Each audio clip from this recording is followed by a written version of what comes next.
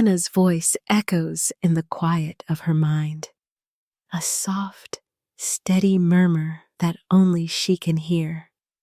At 33, she's become a ghost in her own life, a shadow in a family that has long since stopped seeing her.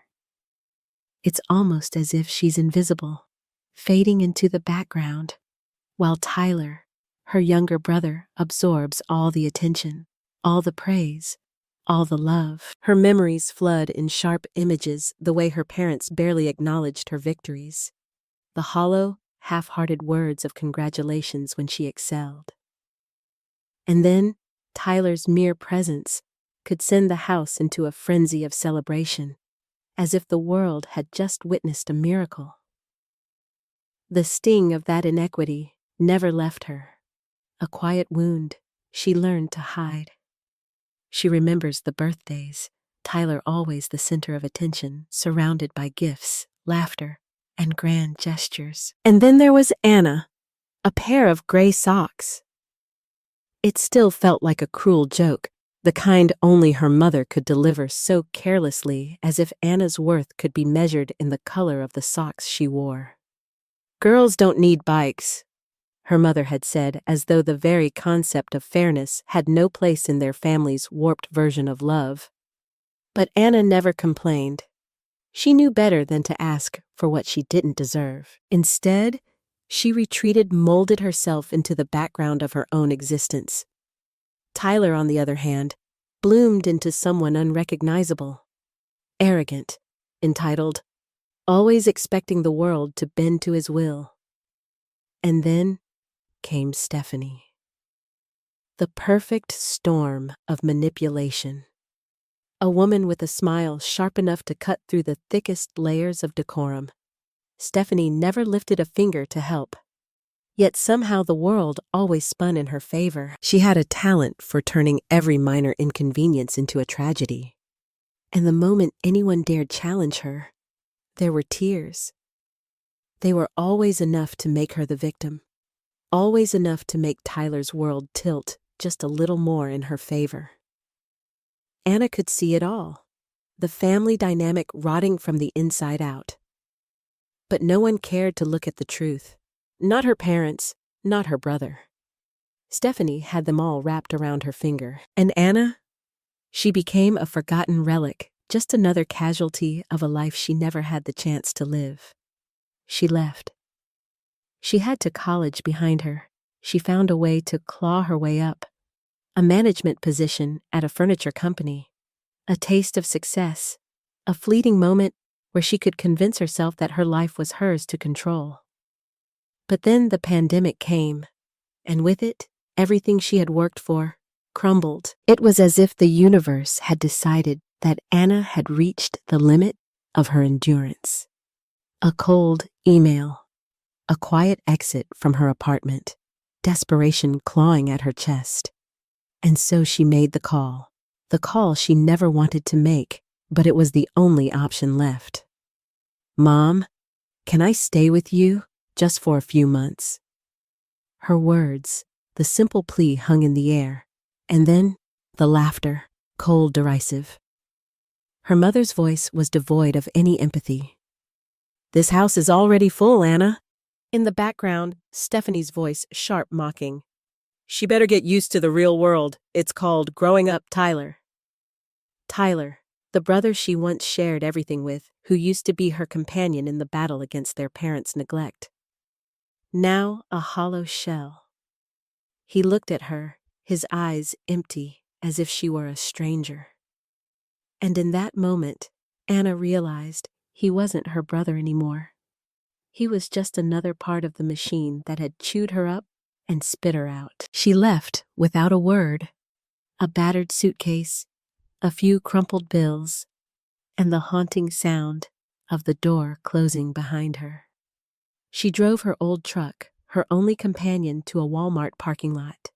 A truck she had bought for $1,500 every cent she had left after the bills were paid, and she told herself, "This is temporary, just until things get better." Days turned into weeks, weeks into months, and Anna learned the art of survival. Showering at the gym, using gas station restrooms, charging her phone at coffee shops. At night, she parked in quiet neighborhoods, praying she wouldn't be noticed. On freezing nights, she wrapped herself in layers, curling into a thin sleeping bag, listening to the howl of the wind through the walls of her camper, her only shelter in a world that had abandoned her. But even in the cold, even in the silence, she kept moving. There was a strength in her quiet, fierce burning beneath the surface.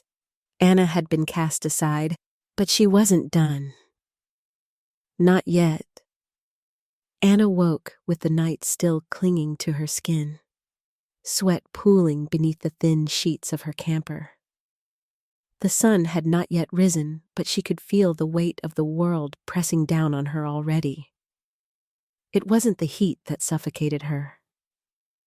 It was the way the world looked at her, the disgust in the eyes of strangers who watched her crawl out of the old camper, their glances sharp and judgmental, as though she were nothing more than an inconvenience, a blip on their radar of normalcy. She considered giving up.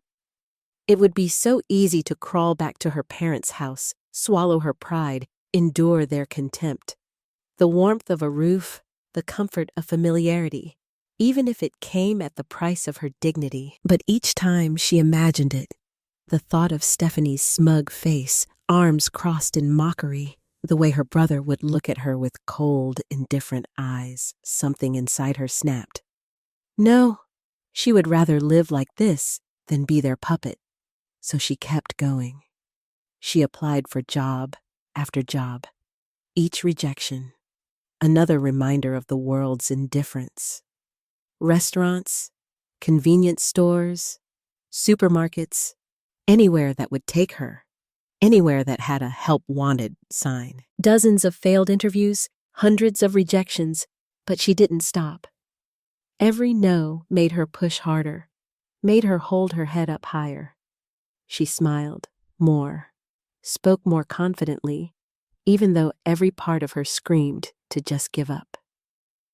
And then, one blistering September afternoon, the phone rang. A small interior design company located just outside Pittsburgh. They had heard her story. They were willing to give her a chance. The pay was barely enough to survive, but it was something. It was a lifeline, the first real opportunity she had been offered in months. She took it without hesitation. The next few months were a blur of non-stop work. Anna poured every ounce of energy she had into her new job, taking on anything and everything, from customer service to warehouse support. She worked without stopping, crawling back into her suffocating camper at night for a few hours of restless sleep. She saved every penny, cutting out all luxuries, eating homemade sandwiches, wearing old clothes. Every cent was accounted for, every dollar saved. One day she promised herself, "I'll walk into a house of my own, built with these very hands."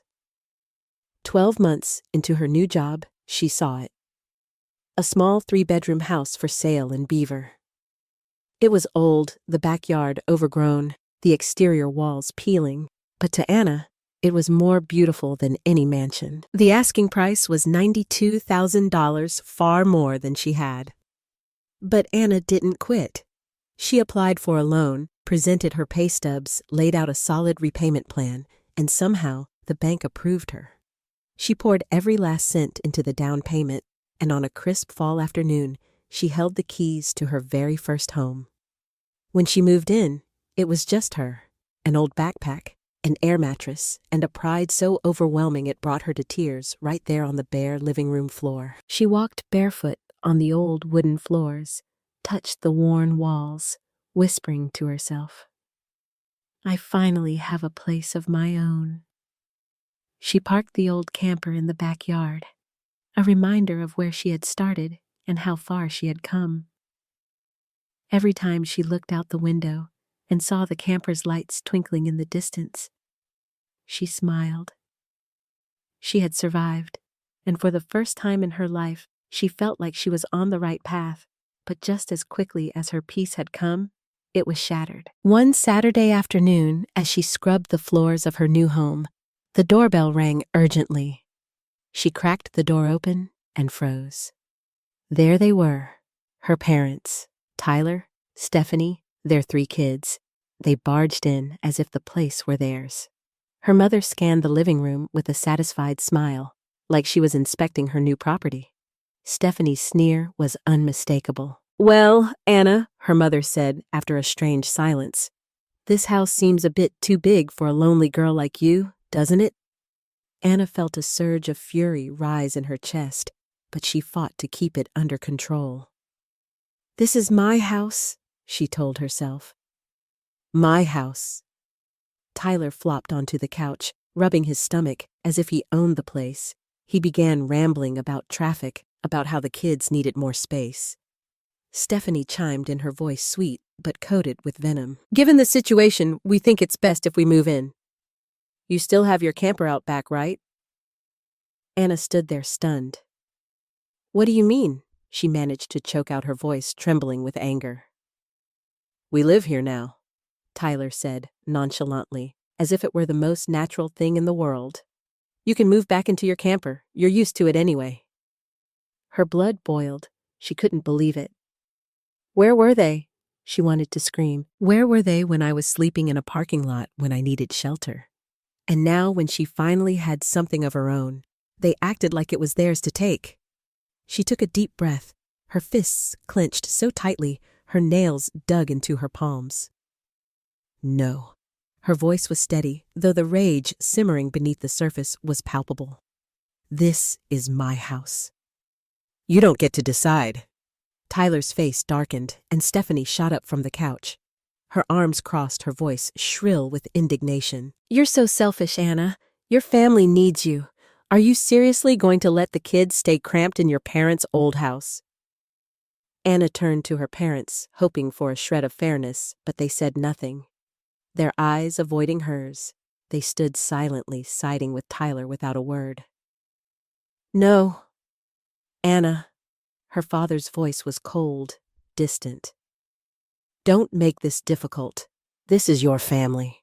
A bitter laugh escaped Anna's lips, foreign and sharp in her throat. Where was my family when I needed them, she thought. When I was freezing in my truck in the middle of winter, what were you doing? The air in the room grew thick, suffocating. It was impossible to breathe. And then, without warning, Stephanie stormed toward her, her face flushed with rage. Before Anna could react, the slap landed hard, sharp, and brutal.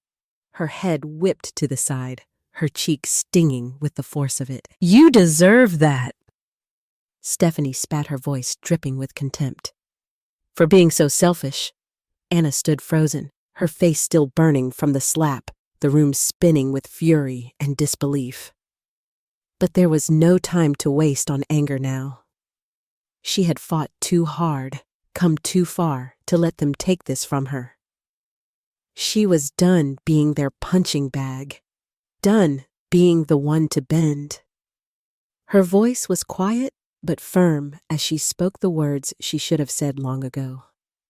No more. The scream that tore from Anna's throat felt like a dam breaking, raw, uncontrolled. Tears streamed down her face, hot and bitter, as she touched the burn on her cheek. The vivid mark of Stephanie's slap.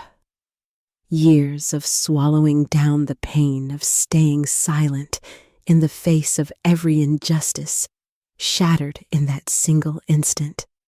But she didn't scream. She didn't collapse into the familiar chaos of tears. No. This time, she took control. Her hands trembled, but her voice remained steady, calm, as she dialed 911. She spoke clearly, deliberately, forcing herself to remain composed. "I need the police. I've been assaulted, and there are intruders at my home." The shift in the air was immediate. The moment they realized what she was doing, everything changed. Tyler stuttered, trying to pull Stephanie away, but Anna's eyes never left them. Her parents' faces drained of color, going ghostly pale. the realization sinking in that their power was slipping through their fingers. Anna kept the phone pressed to her ear, her gaze unwavering. "Leave my house." "Now," she said, her voice low and firm. "If you're still here when the police arrive, you'll have to explain yourselves to them." Stephanie's response was a mix of fury and indignation. She cursed under her breath, but it was Tyler who tried to smooth things over his words, weak offering empty apologies. But Anna didn't budge. This was her house, her sanctuary built on sweat, struggle, and sacrifice. No one was taking it from her. Not now, not ever again. Within 10 minutes, the police arrived. Anna showed them the footage from her front door security camera. All the evidence from the moment they barged in to the moment Stephanie's slap landed on her cheek. The officers were polite but firm, ordering Tyler, Stephanie, and her parents to leave her property immediately. Before they left, her mother shot her one last look, eyes filled with bitter disappointment. It was a look that felt like betrayal, like Anna had done something wrong. But Anna didn't flinch. She hadn't betrayed them. They had abandoned her long ago. She thought that was the end of it. She thought she had won. But 3 days later, after a grueling shift at work, Anna came home to find her world had been turned upside down once more. The locks on her doors had been changed. Strange furniture crowded her living room, cluttering the space she had fought so hard to make her own. And there in front of her was her beloved camper, no longer in her backyard, but dragged out to the curb like an unwanted relic.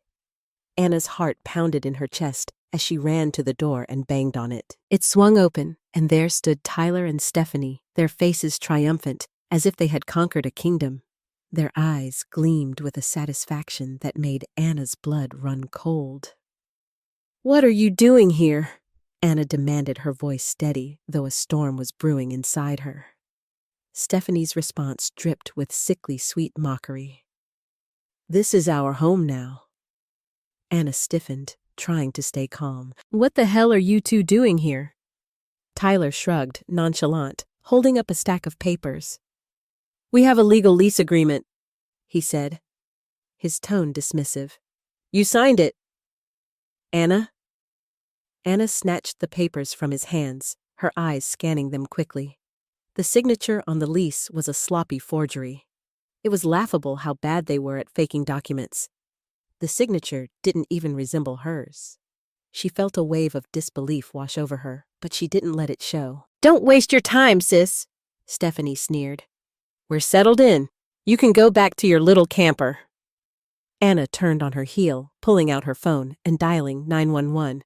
Her voice was sharp and clear as she explained the situation, her words coming fast, filled with growing fury. "There are intruders in my house." Stephanie slammed the door in her face, but Anna didn't move. She sat down on the steps, clutching her phone with white-knuckled hands. This was her house, the house she had earned. No one, not even blood relatives, had the right to take it from her. It felt like an eternity before the police arrived. But when they did, they moved with quiet authority. 2 officers approached calmly, and Anna explained everything from the changed locks to the forged lease. The officers knocked hard on the door before Tyler and Stephanie finally opened it. Tyler's face twisted in frustration as he saw the police, but it was Stephanie who tried to play the victim, clutching her non-existent baby bump with exaggerated concern. Anna wasn't fooled. She pulled out her phone, showing the officers the footage from the porch camera the moment they had broken the lock. The moment they had hauled furniture into her house. The moment they had installed a new lock. The evidence was irrefutable. The officers exchanged a glance before one turned to Tyler and Stephanie, his voice firm. "You are trespassing on private property. That's a criminal offense." Tyler waved the forged lease in the air like a shield, but one look was enough for the officer to dismiss it. "We'll need to verify the signature against official ID," he said. Anna handed over her driver's license without hesitation. The signature on the forged lease was nothing like hers. The officers didn't need to say anything else. Without wasting another second, they ordered Tyler and Stephanie to pack up and leave. If they didn't, they would be arrested for trespassing and forgery. Stephanie's face twisted in rage as she began to cry, clinging to one officer's arm, begging. Tyler's face was red with embarrassment and desperation. But this time, no one stood up for them. Anna stood quietly, her arms crossed, watching as they were escorted off the property, one box at a time, dragging out their belongings. The kids' toys, the bags of clothes, the furniture they had brought with them. All of it was hauled out piece by piece, and Anna stood there, unmovable, knowing she had won this round. Her house, her rules, no one would ever take it from her again. Anna stood there, her hands still shaking from the intensity of the moment, watching as Tyler and Stephanie left her home, their faces twisted with anger and humiliation. The house was emptied out in heavy, resentful silence, and yet within her there was nothing but cold resolve. She felt no triumph, no satisfaction, just the hollow, steely certainty that she had protected what was rightfully hers. When the door finally closed on them, she exhaled, her breath shuddering as she collapsed onto the floor. Her gaze lingered on the camper sitting quietly in the backyard, an almost mocking reminder of everything she had survived. She wasn't done yet, she knew. Not by a long shot, but for today, at least, she had held her ground as the silence of the house enveloped her. The weight of the truth settled heavily in her chest. She realized then that it wasn't just about the locks. It was more than a legal battle. If she stayed quiet now, they would twist the narrative, spin their lies, until the family believed their version of events. Anna had stayed silent for too long. She wouldn't let them control her story again. Hands still trembling from the heat of the confrontation, Anna grabbed her laptop. The keyboard clicked under her fingertips, the words flowing with a clarity and purpose she hadn't known she possessed. She wrote everything from the rejection when she was unemployed to the cruel words from Tyler and Stephanie breaking into her home to the police showing up and forcing them out. No exaggeration, no false accusations. She attached the photos, the security footage, and the police report. She even posted side-by-side images of the forged signature next to her real one to let everyone see the blatant fraud for themselves. At the end of the post, she wrote, "I've stayed silent long enough. This is the truth. Believe it or not, but I will not let anyone trample over my life again." Within an hour, the floodgates opened. The comments and messages came pouring in, relentless and fast. Some from relatives, the ones Anna had feared would side with her parents, and Tyler openly expressing their outrage. They sent her messages of support, praising her for standing up for herself. A few older relatives who had witnessed the favoritism she endured as a child spoke up as well. They shared memories of Anna being neglected, of Tyler being treated like royalty, memories Anna had buried deep, but now resurfacing, bringing a mixture of pain and relief. As the night wore on, more and more family members expressed their anger. Some even asked for the sheriff's contact details to verify the entire story. An aunt from Arizona, one Anna hadn't spoken to in years, privately messaged her. "Anna, you should have spoken out long ago. We're proud of you." Meanwhile, Anna's parents and Tyler scrambled to salvage what little was left of their reputation.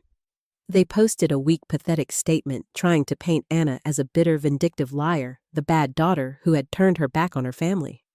But this time, no one bought their narrative. The evidence was too clear. Their excuses only made them look ridiculous. Stephanie predictably took to social media with passive-aggressive rants about forgiveness and family sacrifices, but the sympathy she once commanded had evaporated. Instead, many people commented bluntly, demanding she apologize for her disgraceful behavior. The tables had turned, and they had turned fast. Then came the call. It was from Aunt Lucy, the aunt Anna had always adored.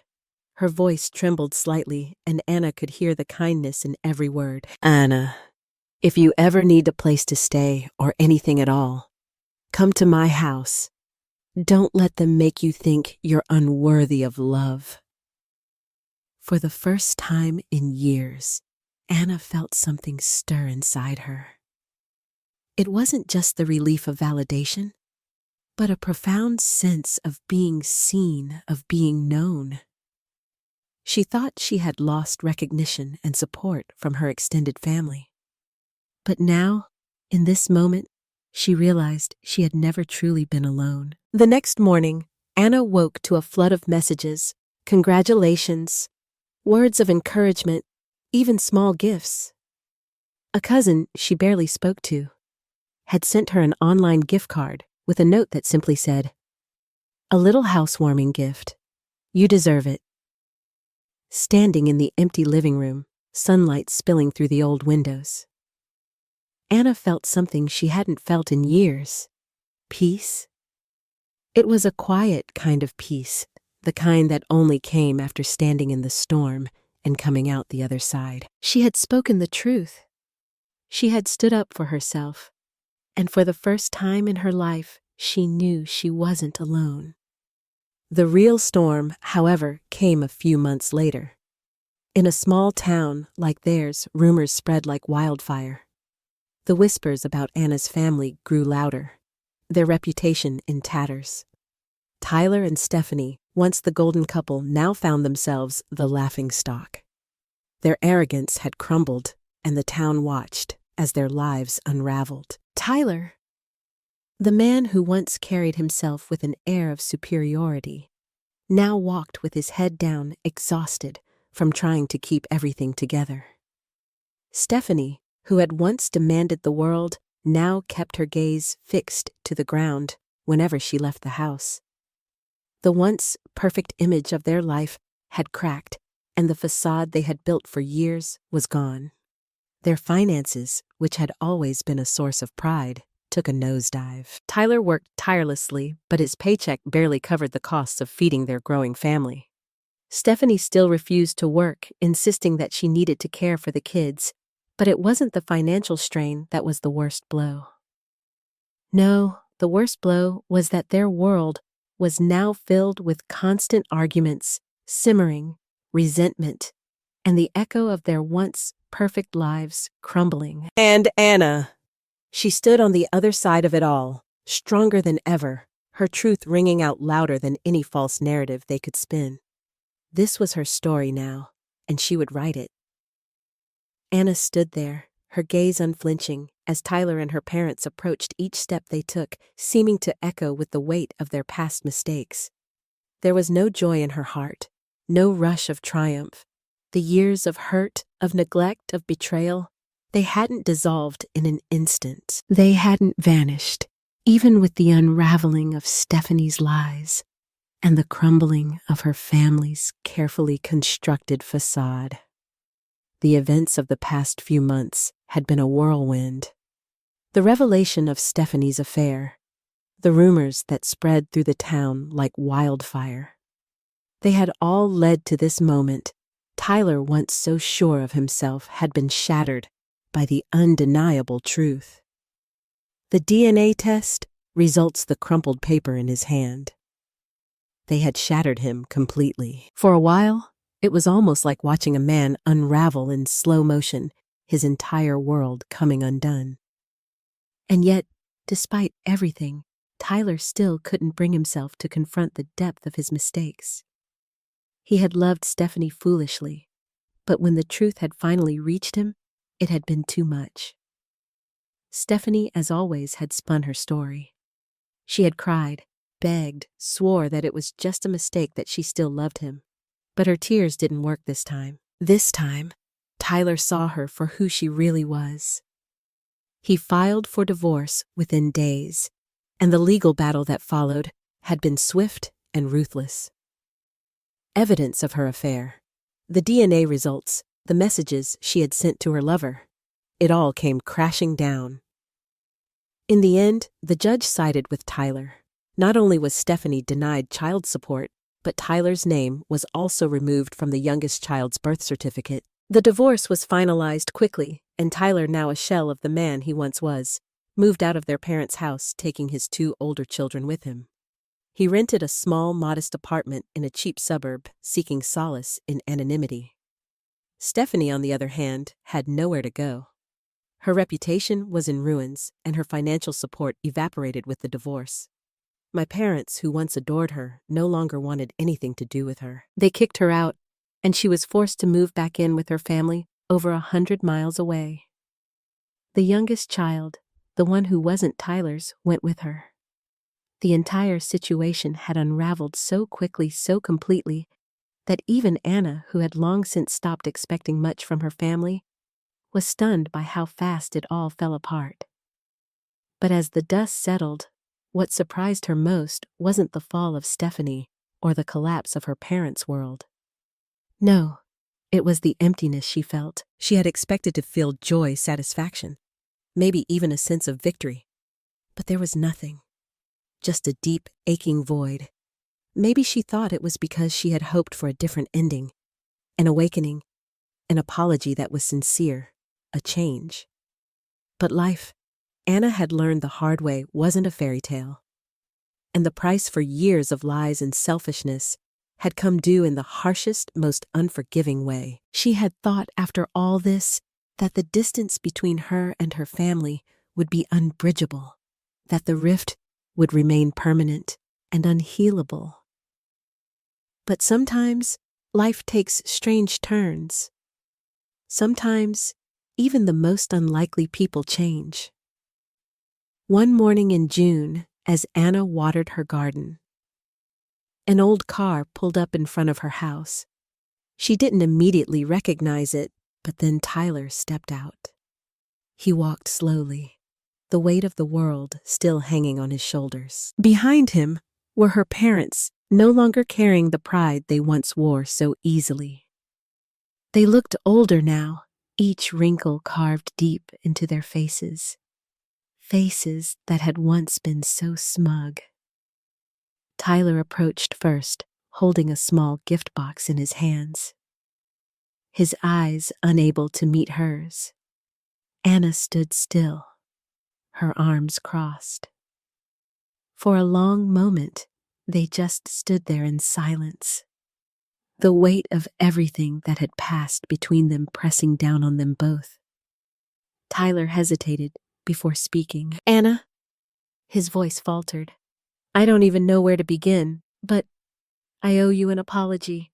I treated you terribly when you needed family the most. I turned my back. I thought because you were always strong that you didn't need anyone. I was wrong." Anna remained silent, her gaze fixed on him.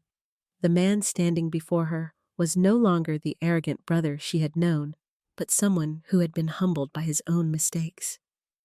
It was hard for her to even recognize him now. Then her mother stepped forward, her hands trembling as she reached for Anna's. "Anna, I'm sorry," she said, her voice thick with emotion. Tears filled her eyes. "I was blind. I favored Tyler all those years. I know. I can't undo what I did. But I hope you'll give me a chance to make it right."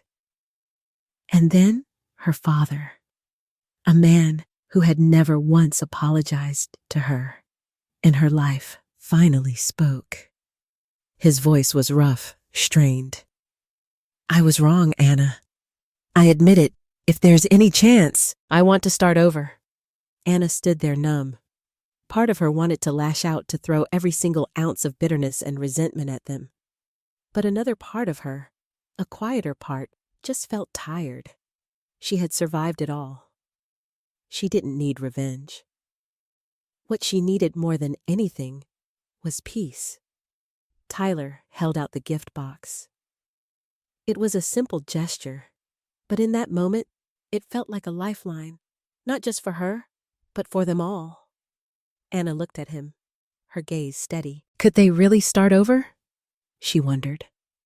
Could there be a way forward, even after everything that had happened? For a moment, she didn't know. But as she looked at her parents, aged, humbled, broken, she realized that maybe, just maybe, they had earned a second chance. She reached for the gift box, the weight of the moment hanging heavy in the air, and for the first time in years, she felt a glimmer of hope. Anna stood there, the gift box still in her hands, her heart pounding with emotions she had long since buried. Tyler's words echoed in her mind, heavy with sincerity.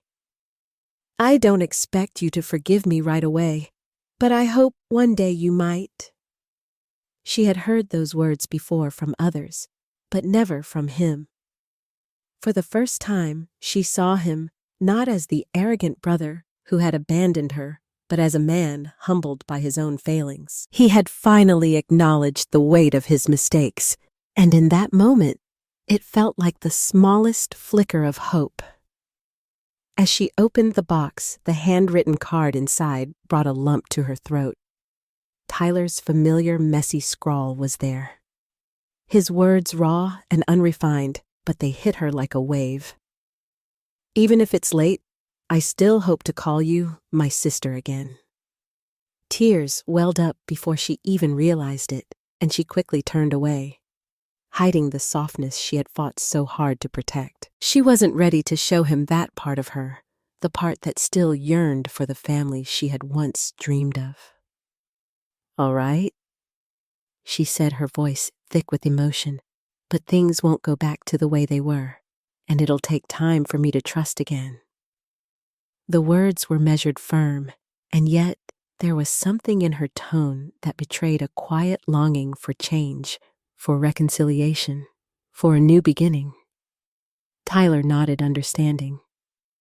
"We're not asking for that," he said softly. "We just want a new beginning, an honest one." And so it began. Over the next few months, the change was slow but undeniable. Tyler brought the kids over every weekend, always letting her know in advance, respecting her space, respecting her boundaries. My mom, who had once been too blind to see, sent small, thoughtful text messages, check-ins, words of encouragement that felt for the first time genuine. Her father, still a man of few words, would nod when he saw her, a nod that carried more weight than 100 apologies could ever convey. But Anna stayed cautious. A scar, even when healed, still leaves a mark. She knew better than to believe that everything had changed overnight. Yet for the first time in years, she saw a glimmer of what could be a new chapter, one that was free from constant bitterness and blame. One quiet night, standing on her porch, watching the warm glow of the living room lights through the window, Anna realized something. Sometimes the greatest miracle isn't an apology. It's someone truly changing because they know they were wrong. And maybe, just maybe, this was the start of something better. As for Stephanie, after the scandal, after the divorce, she had all but disappeared from town. Anna had heard that she moved back with her parents over 70 miles away. But even from a distance, Stephanie refused to let Anna go. She couldn't escape the consequences of her actions, and Anna couldn't help but feel a strange, almost detached pity for her. Without Tyler's financial support and the social clout she once wielded, Stephanie's life had crumbled faster than Anna had imagined. She struggled to find a job, but with her reputation in tatters and a history of scandal following her online, no employer would hire her. Her once charismatic personality had faded into something more bitter, more desperate. The online comments, the public ridicule, the whispers in the town, they all clung to her, an indelible stain on her name. Eventually, she was forced to move in with her parents, living off their small retirement checks. Even the relatives who had once defended her began to turn away. The town saw her for what she truly was, selfish, lazy, and shameless. Anna thought it would all fade quietly, that Stephanie's self-destruction would be a slow, quiet affair. But she had underestimated the bitterness inside Stephanie. One night late in the fall, as Anna slept soundly in her home, her security system blared an alarm. She jolted awake, heart racing, and rushed to check the live stream. Her eyes widened as she saw a hooded figure creeping toward her truck, moving quickly and clumsily. The figure pulled a carton of eggs from a backpack and hurled them at the truck, the eggs bursting and dripping down the windshield and hood. The vandal then fled into the darkness. Anna's heart pounded as she immediately called the police. The officers arrived swiftly, and she showed them the video footage. Even with the hoodie obscuring the face, Anna immediately recognized Stephanie's height, her gait, the way she moved. It was unmistakable. The officers gathered evidence quickly and efficiently. Anna filed charges for property vandalism and requested a restraining order. The case moved faster than she had anticipated. With undeniable video evidence and a documented history of conflict, the judge acted without hesitation. The verdict was swift and final. Stephanie was fined for vandalizing private property and ordered to pay for the cleaning and repairs. More importantly, the judge granted a 3-year restraining order. Stephanie couldn't come within 300 feet of Anna, nor could she contact her in any way, not in person, not by phone mail or online. The day the order was issued, Anna stood in the courtroom, dressed neatly in her business suit, her eyes cool and distant. She stared at Stephanie, her face twisted with rage and humiliation, as if the woman standing behind the glass was a stranger. The court proceedings were a formality. The real verdict had already been delivered in the court of public opinion. The town buzzed with gossip about the disgraceful egg attack, and Stephanie's already shattered image crumbled further. She had tried so hard to portray herself as a victim, a devoted mother trapped in a web of family power games. But now all anyone saw was a bitter, defeated woman who had destroyed her own life. Anna didn't care what Stephanie thought. She had done what she had to do to protect herself, to protect the home she had fought so hard to build. The months that followed were marked by peace. Real, lasting peace. There were no more late-night doorbell rings, no more threats, no more fear of sabotage. For the first time in years, Anna felt safe in her own home as she sat on her porch one crisp fall afternoon, sipping coffee and watching her truck parked peacefully under the sun. She realized something. The chaos had finally ended.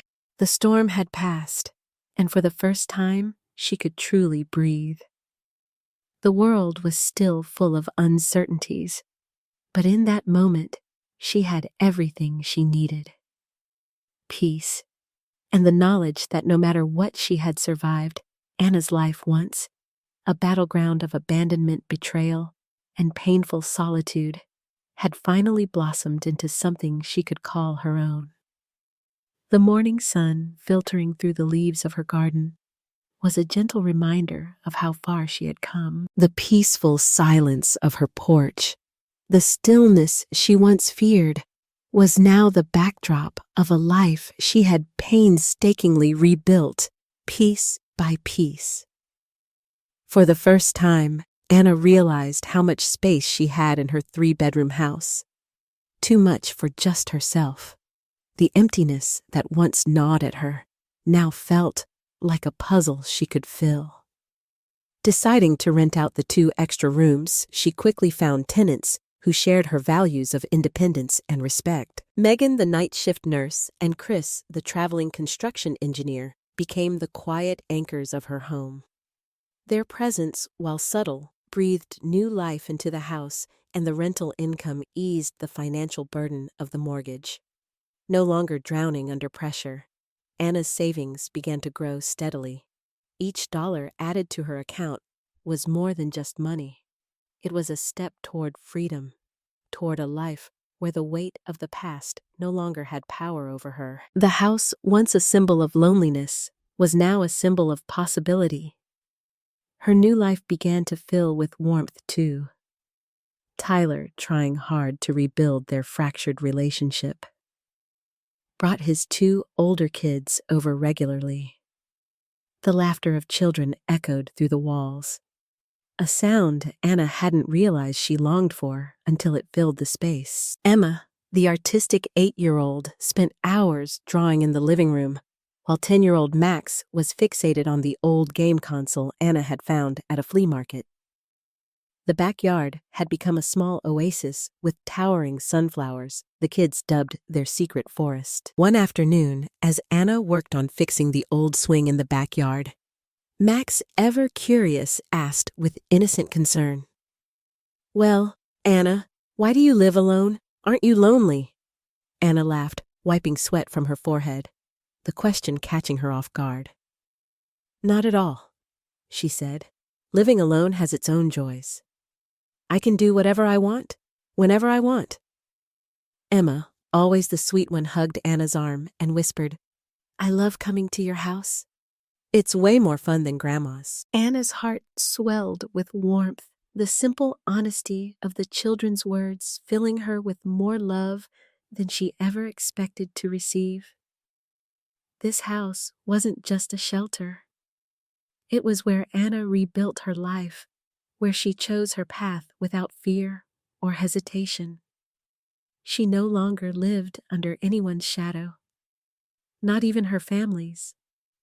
Tyler, still trying to find his footing, began inviting Anna to his small family dinners, just him and the kids. She went sometimes, but always kept her distance. Their relationship was healing, but the old scars still lingered. She no longer resented him, but she couldn't pretend that the past hadn't happened. Forgiveness, she had learned, was a process. Her parents, too, had changed. No longer did they show up unannounced or make demands of her. The brief encounters they shared, a handshake, a simple holiday greeting, were enough. That was all she needed. No more manipulation, no more expectations, just respect, and the boundaries she had worked so hard to establish. One quiet afternoon, as Anna was fixing something in her living room, her mom stood in the doorway, her gaze lingering on the house with a mixture of awe and regret. "Anna," she said softly, "you did it. You built a life of your own." Anna smiled, but didn't speak. The recognition, long overdue, was more powerful than any apology could have been.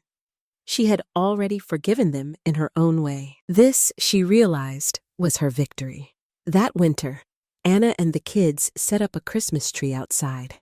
They decorated it with twinkling lights, colorful ornaments, and handmade crafts. When they plugged the lights in, the entire street seemed to glow. Standing back, watching the children laugh under the sparkling lights, Anna felt a quiet joy in her chest. The kind of joy she had once believed was impossible. She had lost so much to get here, but now she had a home, freedom, and a small chosen family made up of kind friends, innocent children, and most importantly, herself. Anna's story was no longer just about overcoming family injustice. It was a testament to perseverance, to believing in oneself, even when the world tried to tear you down. She had been cast off, ridiculed, manipulated, but with her own two hands, she had rebuilt her life. A home, financial independence, and the love of those who truly mattered. The past had left scars, yes, but it had also taught her how to cherish the present. She hadn't just reclaimed her life, she had found true peace. And as she stood there on her porch sipping coffee, watching the golden sunlight dance across the quiet street, she knew deep down that no matter what happened in the future, she would always be okay. What do you think about Anna's journey and how she took her life back? Share your thoughts in the comments, and don't forget to follow the channel for more heartfelt family stories and powerful life lessons.